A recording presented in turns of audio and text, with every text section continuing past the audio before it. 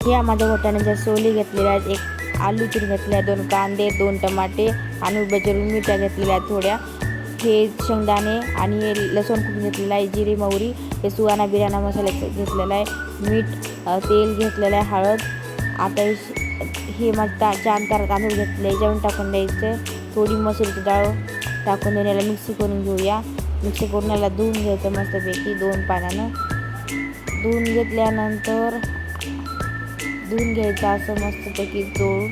आता याच्यात टाकायचं तेल, बघुन्यामध्ये तेल तपले टाकायची मोहरी कडकडली की टाकून द्यायचं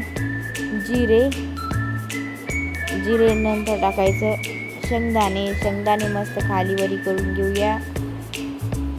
मस्त टाकायचं कांदा पण मस्त खालीवर करून घेऊया. खरपूस भाजायला टाकून द्यायचं लसूण मस्त मिक्स करून घेऊया.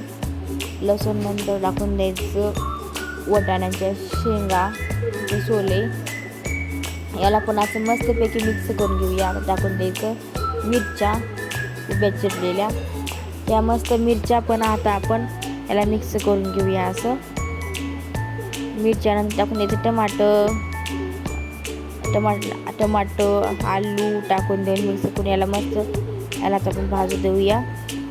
भाजल्यानंतर टाकून द्यायची हळद, सुहाना बिर्याणी मसाला टाकून द्यायली मी, तुम्ही गरम मसाला पण घेऊ शकता, मी नाही घेतला.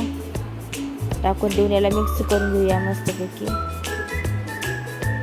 मिक्स करून घेतल्यानंतर आता टाकायचं आपण तांदूळ धुवून घेतलेले, याच्यामध्ये तांदूळ धुवून घेतलेले मिक्स करून घेऊन त्यात पाणी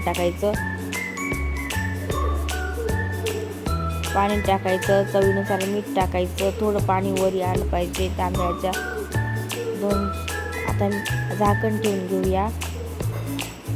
असं थोडं तांदूळ शिजत आले की आता आपण याला तडका मारूया.